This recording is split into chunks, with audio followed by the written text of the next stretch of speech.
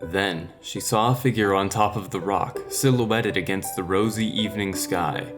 Even though the shadows made it impossible to tell what color the cat's pelt was, there was no mistaking the powerful shoulders and long tail held aloft in greeting.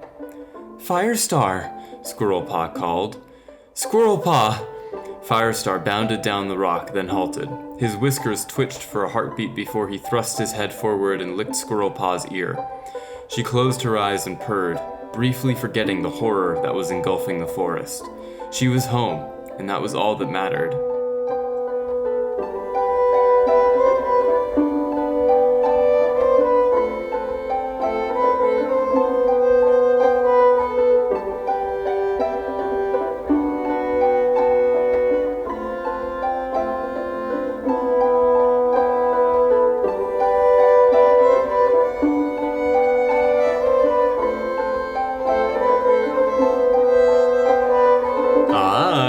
My name is Spencer Grant, and you're listening to Fourtrees, a Warrior Cats community podcast. This week I'm joined by my friend Zneakii. She is an artist and musician working on Reflections, and we are here to discuss the book Dawn.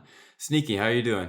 I'm doing good, thanks. Not gonna lie, I'm a bit nervous because I've never done anything like this before, but thank you so much for having me. Of course. I'm certain that you will be great. If you say anything dumb, people will probably not notice because they'll assume that you're smart because of your voice. So I'm so not smart. I'm like the least smart person you'll ever meet. Don't tell them because then they'll no.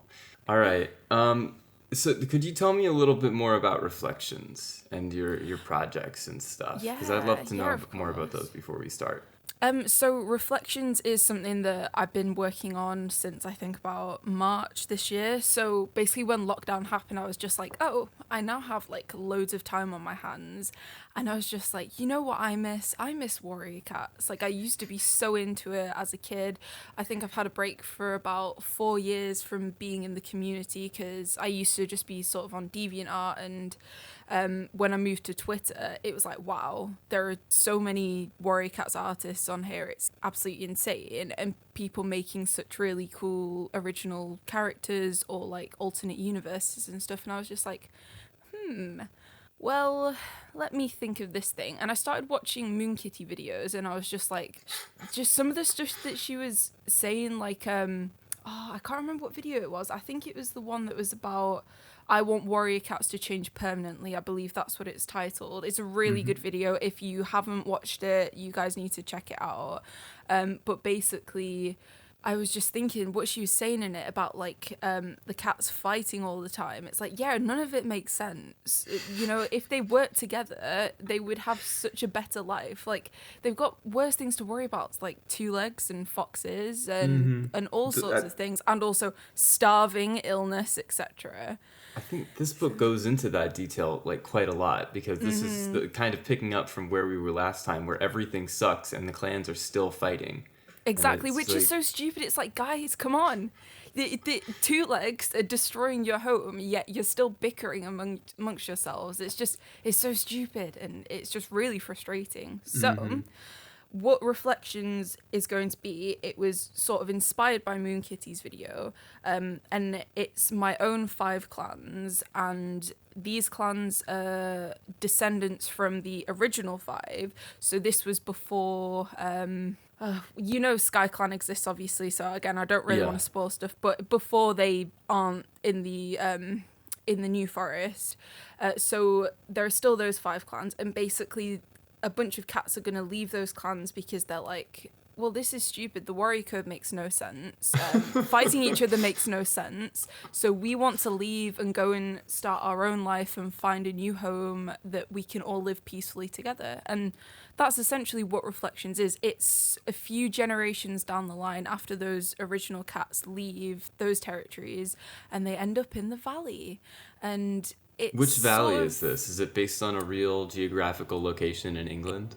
It's not actually, because I've been thinking about it and I was like, oh, I don't know where I'd want it to be, because I was thinking where the New Forest is. I was like, I don't know, the Lake District would probably be a really good place for this. Lake but it's District like, how would the be a heck really are cool they setting. gonna get from the New Forest, which is all the way down south, up to the Lake District, which is up north? It's, it's a bit like, I mean, there are a lot of places in Cornwall that might be good, suitable, cool, yeah. like locations for feral cat colonies, like nearby the Eden Project. Oh maybe. my god, yeah, that would be so cool. I was basically at the point of researching like different trees. So each clan has like its own sort of trees that grow on the area. I think willow trees are the main tree for like Rain Clan, which is Riverclan. Oh yeah, I'll go through their names really quickly. So the names are basically parallels to the original names. So we've got Breeze Clan, which is obviously Windclan. Okay. We have Dawn Clan, which is Skyclan. Dawn Clan are really cool because they actually live in the treetops. So they climb trees and they live in the trees. They've made their home in What a kind of really trees large are, oak like- tree. Okay. So the oak tree has like a really, really huge sort of bit at the top, a canopy, yeah. and they basically live there. And then there's also quite a few trees like spotted around that sort of connect the branches. You might have to jump a little bit, but I mean, Dawn Clan cats are amazing at climbing trees, so it's there's no issue with that. And Rain Clan, I'm still undecided if I want them to live behind a waterfall or not. But then I completely forgot that the tribe lived behind a waterfall. I thought it was being really cool and original, and then it's like, oh yeah, that happens. I completely forgot, so I was like, I mean, maybe that can be part of your challenge to make the tribe interesting again. oh my god, yeah, like getting. Oh, I loved the tribe. Like discovering the tribe in this book was just like a big wow, because when I was younger, I was just like, oh, there are more cats out there, and they've got different cultures, and it's all so crazy. And I really didn't. It was just so interesting to me. But now, like with each different group of cats, it's just kind of like, not as interesting anymore, which is a shame. But that's what happens when you get older as well. You have your own stupid culture. Yeah. Anyway, so we've got Breeze Clan, Dawn Clan, Rain Clan, obviously Riverclan. We have Dusk Clan, which is Shadowclan. So they mainly come out at night. They have extremely, extremely good night vision, much better than any of the other cats. And Storm Clan, which is obviously Thunderclan. And Storm Clan's basically the only clan we don't really explore in the main series that much because we're all tired of Thunderclan. Good. Let's be honest. Yeah. So I thought I'd give the other clans a bit of love. Do they still pray to Starclan? Is Starclan still their ancestors, or They are their ancestors, and to be fair, with the plot of Reflections, the main series, because there's loads and loads of different bits, because it's kind of a community project, so people, if I get to know them, they're very welcome to join it, and we can build the lore upon that.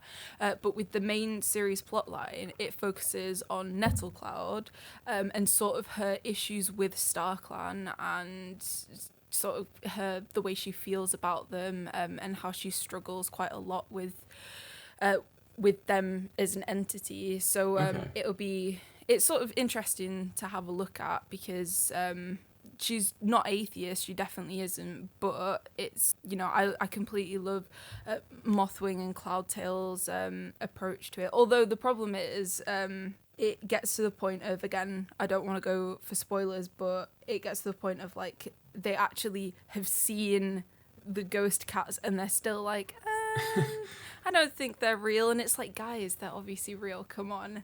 Whereas in the original series, I loved how like not present really Starclan cats were, and it was, if you don't believe in them, you never see them or anything like that. It was there really was an cool. ambiguity to it. Yeah.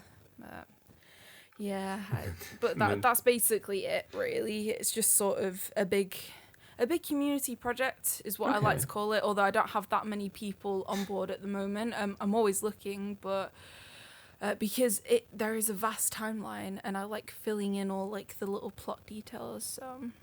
All right, that does sound really cool. So people could like just pop in and take like, X era, and exactly, yeah. That will be theirs. All right. Yeah. That is cool. All right. Well, do you want to get to Dawn real quick? Just sum that up so we can start talking about all the the fun, good stuff that happens in that book. That's fun and good.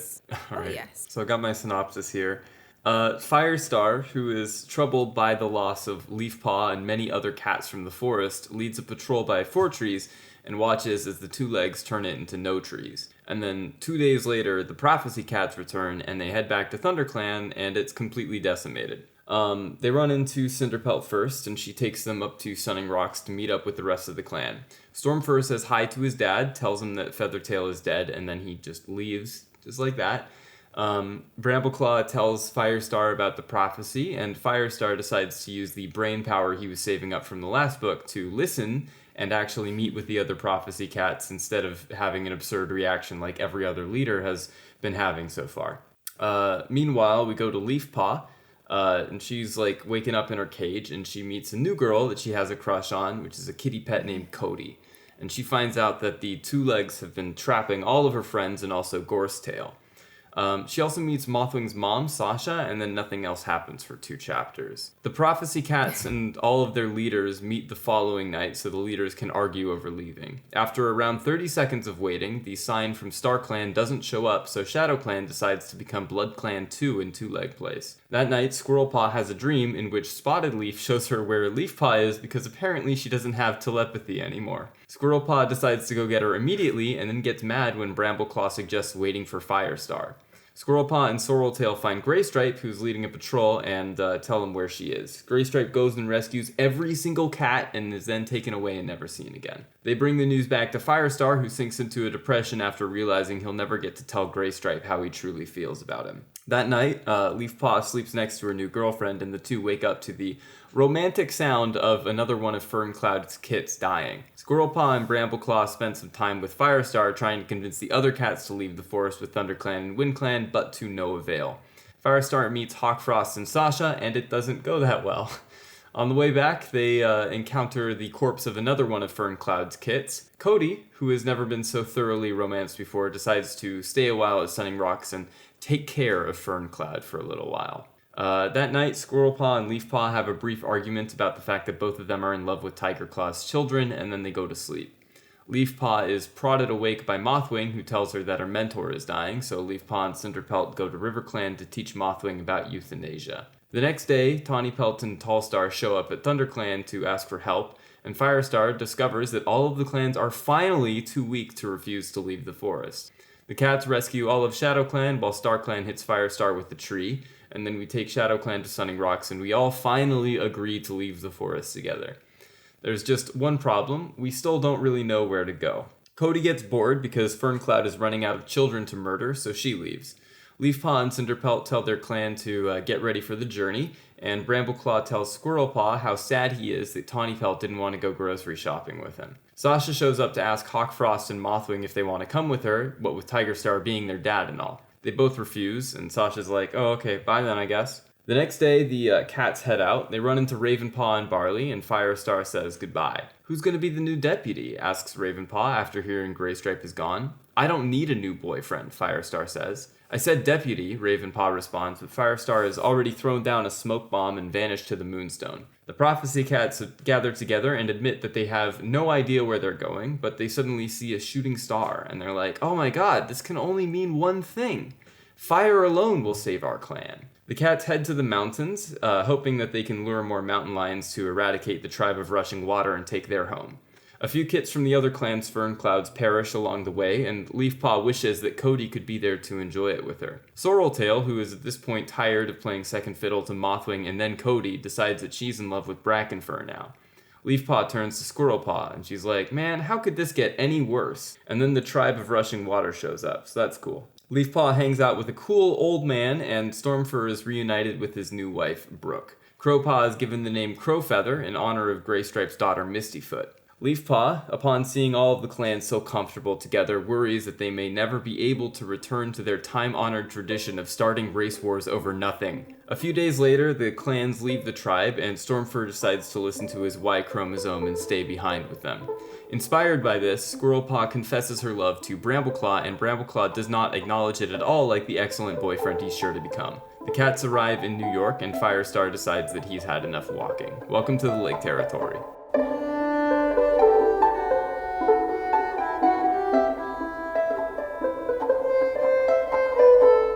That was the book that we just read. How do you freaking feel about it? I don't know. It was really wild, like reading this, because I've only read this book once before, and that was when I was probably about 12 or 13. And this book in this series was one of the ones that really got my heart like racing. There are a few bits that happened in it that I was like, oh my god, that's made me feel strong emotions, and books usually don't make me feel this way. What is going on? And then I was kind of like rereading it, and I was like, oh, I remember that thing happened, even though I completely forgot about it. Yeah, I don't know. It's just kind of weird reading it now as like a 21-year-old being like, the writing's not as good as I remember, but I agree. I think, at this point, they probably knew that they were going to have to make... So from what I remember of the history of these, they were initially planning on making the New Prophecy into a 3-book arc, but at this point, they had found out that, the publishers wanted to push it to 6, so they probably had to, like, string some plot elements along and ensure that there was... Because, like, by this time in the old books, there would have been, like, 1 million dead cats, and they would have been plot relevant instead of Ferncloud children. Yeah, just, like, random kits. Yeah. But, like, I don't... yeah, and these ones, I think this is, like, part of the fact that they have to string these books along for another 3 of them, and they don't really know what to do at this point, do they? Yeah, no, exactly. No, because I remember reading about that, actually, and I was just like, oh... Actually, yeah, if it was only 3 books long, it probably would have been a lot better, but obviously publishers do like to get their money's worth. Yeah. At the end of the day, Warriors is a franchise, and this is probably the beginning of that franchise stretch that you're going to be seeing a lot of as the books progress. So, one of the things that I wanted to talk about was Firestar's behavior in this book was a little bit very odd. Like in the last book, he was kind of, I don't know, he wasn't really doing that much. He was just kind of sitting around and being sad that his daughter was gone and that the clans were going to trash. And like, to some extent, he has some very good moments in this book. Like, there was a part where Brambleclaw was yelling at Hawkfrost because he was like, what was it? You might feel differently if you were truly clanborn. And Firestar's like, show some respect. Hawkfrost is not responsible for his birth. And I was like, yes, thank you, Daddy. I'm so happy you're finally... I know, it's like, this is the Firestar we know. Where is this guy being? I was just waiting for something like that. Yeah. But then, like, there were some other points where he was just, like, demonstrating the fact that he does not have protagonist brain cells anymore. Where he was like, we can't jump to conclusions. It's clear that Hawkfrost's first loyalty is to his clans. He said he would fight to defend them. Does that sound like Tiger Star to you? And I was like, yeah, actually, it does sound a lot like something that Tiger Star would say. But sure, whatever. I feel you would know better than I would, I guess. I've only read all of the books so far. Yeah, it's just... But speaking of weird characterization, what is up with Sasha? Oh, don't even get me started. I'm just so confused because obviously this book was the first book, like, I'd really seen... like much of her or anything, so because I knew there were mangas when I was originally reading stuff, or there were going to be, but I hadn't ever read them, and I still haven't read them, so I don't know what her personality is actually like in that. But like, if I know you said you haven't read a Shadow in Riverclan yet, but she showed up in previous books. She did like have brief appearances in the New Prophecy 1 and 2 or something like that when we were first meeting them. But like her characterization is just very strange. Like when she reveals that Tiger Star was their father, it just felt like very, I don't know. Today I will cause problems on purpose. Or something like that. Yeah, exactly. It was just really weird. Like the way it was revealed and everything. I don't know. I feel like it could have been done a bit, and just I don't know. I feel like she didn't feel any shame as well, because I know this is a cat who was obviously in love with him, but again, I won't spoil anything in A Shadow in Riverclan. But it's, if you see how she is in that, compared to how she's in this book, it's just like, are you the same cat? I don't understand what is going on. I get that it was written after, but Yeah. just, Shadow of it's Riverclan just was like still- released this year, wasn't it? Yeah, it was. Oh, it's so good. I love it. It's the second manga I've read, but I've got the hardcover copy. I pre-ordered it and everything, and I'm just like, Nice. oh, love it. I feel I get the feeling that Sasha is only included in this like slew of books as a tie-in to the manga, but also I feel like Hawkfrost and Mothwing are already compelling enough characters as is. Like if you Yeah. want to know about their backstory, you don't need Sasha to be there and say like, hey, you know, I've got my own tie-in To point books out that the you could read. obvious. Yeah. Yeah. She did. I can't find a strong enough common link between the way she acts to understand how and why she acts the way she does. Which Yeah. I'm not gonna say it bothers me, but like, oh no, you know what? I will say that it bothers me. It bothers me as well, yeah. I don't know who she is, and why she's there. Like, why is she still hanging around the forest? I guess like for the point of seeing her kits and stuff, but. Yeah, but she's originally like, oh, you have to take them in, and then it's like, do you want to come away with me now? And it's just like, what, you didn't want to raise them yourself? Is that it? I think so. Like, you know, kids are a handful. Oh, they are. Oh man, we had a kitten visiting the house at one point where I lived, and it was just, it was. I think it like took away years from my life because like we had, if you have a cat in a house that's like not made for cats or is not used to cats, you're suddenly like made aware of all of these very unsafe areas where the cat is definitely going to be gravitating towards, and you have no way of stopping it. Like she kept getting behind the TV set and stuff, and I would have to like, you know, try to shoo her out, but that only made her realize that, you know, she liked being behind there, so I had to yeah, They kittens. they are little menaces. I think any sort of small young animal just wants to cause trouble. I remember when I had my rabbit, and she was a house rabbit, and oh god, she would go like under every single place you would not want her to go. Like she had so much space, she could free roam wherever she wanted, but no, she has to go under the bed in the bit that we can't get to, that there are loads of spider webs, and it's horrible. So then when she finally comes out, she's covered in spider webs, and it's just like, really? Are you serious? Ugh. Do your ducks get up to any trouble? I know you keep ducks. They are little menaces. They're living outside at the moment, so they finally graduated. They were actually okay when we had them inside. They didn't used to go under like anything they wouldn't, but the thing is they usually group together, so it's quite easy to sort of herd them about. They have been getting quite adventurous though outside, so we've got cows because I live on a farm, so we've got cows as well, and they have to be in a bit more because obviously we're getting to the winter time now, so there's less grass outside. Anyway, so sometimes the cows will be in like a lot longer than usual, so the ducks have started going over to the barn, and I just keep on going, oh, please don't get squished by the cows. I'm getting really nervous about it. They're quite good though, they do avoid them, but it's just like, oh. Can they fly yet? So the ones I've got, they're not supposed to. They're apparently, I think one of the ones I have could fly, but they don't tend to. Although she has been flapping her wings quite a lot lately, and I'm just like, you better not take off.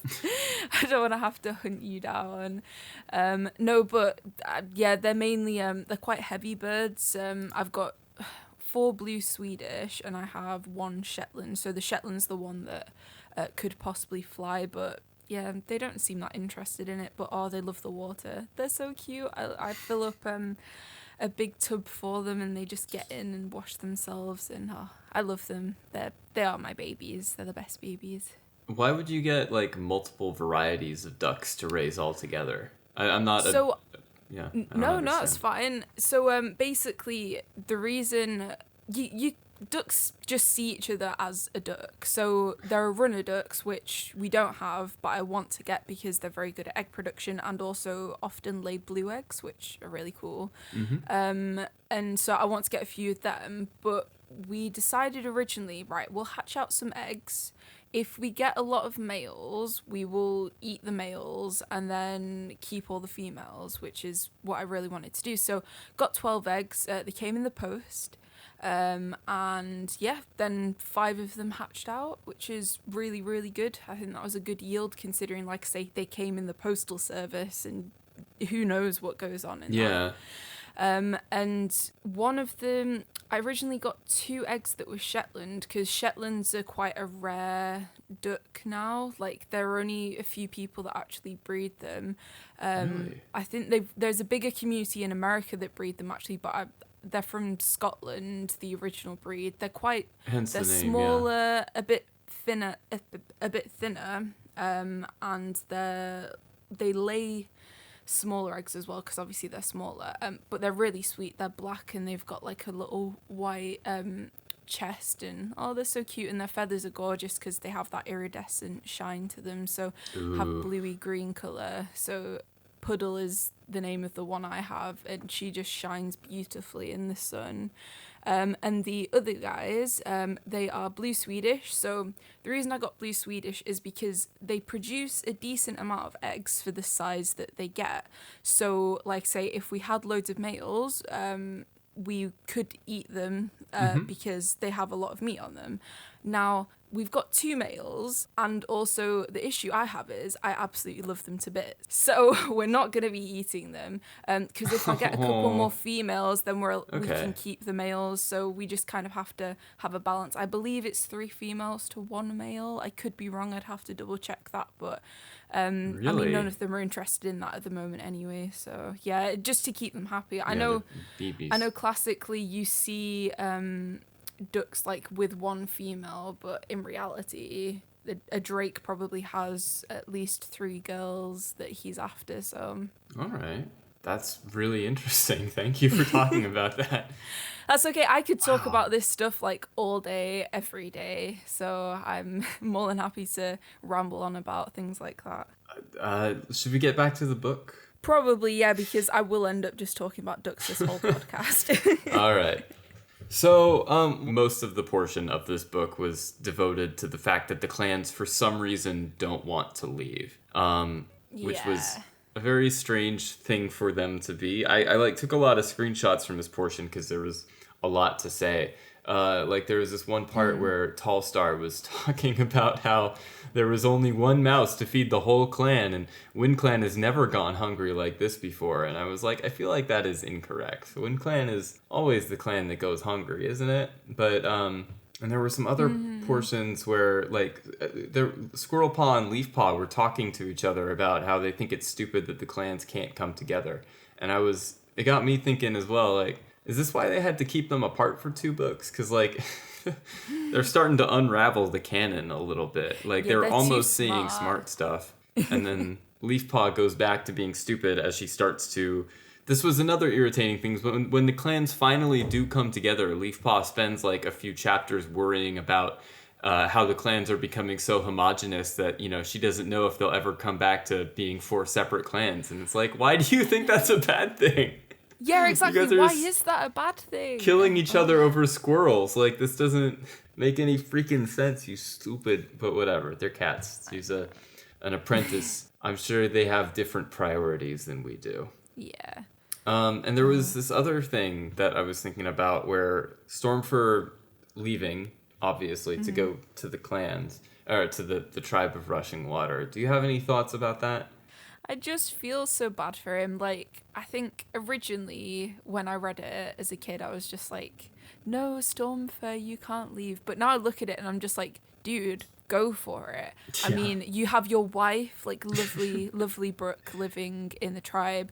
Your mum died when you were born. Your sister died, and her spirit obviously is at the tribe as well. And then your dad has just been stolen. Also, you can't see your dad. No one likes it when you visit your dad because they all think you're disloyal because you just want to say hi to your dad. And it's just like, it's horrible. It's not fair. So it's just like, Stormfur, you go. You just go to the tribe. Be happy. Live your life. Exactly. I thought it was very funny when, as soon as they were like in the mountain and Stormfur is like, Brambleclaw, I've sent to the tribe.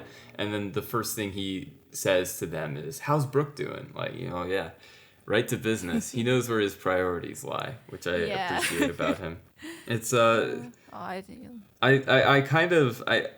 I didn't think that I would like him after spending an entire book in his head and understanding how much he thinks about like every single female cat he comes across. He's a little bit like like Leafpaw in that regard.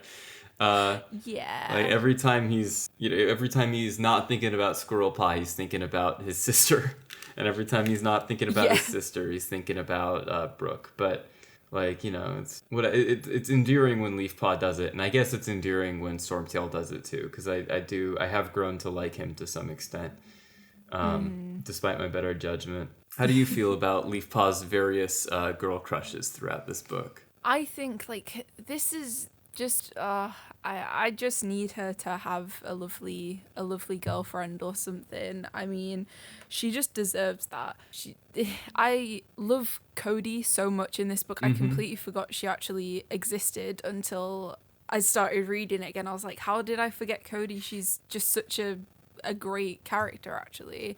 I quite enjoyed reading about her, yeah.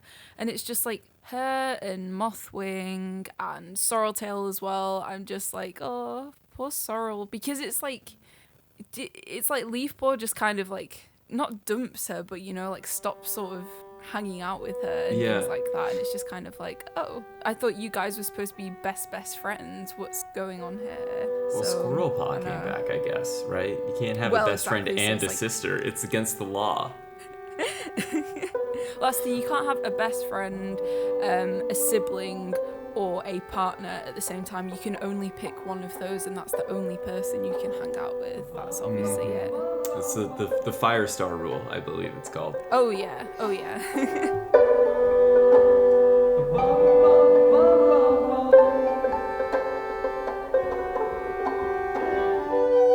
All right, and that is going to do it for this week's episode of Fourtrees, our Warrior Cats community podcast. I've been your host, Spencer Grant, and I'd like to thank our guest, Zneakii, for joining us for the last little while. You've been an absolute pleasure to have.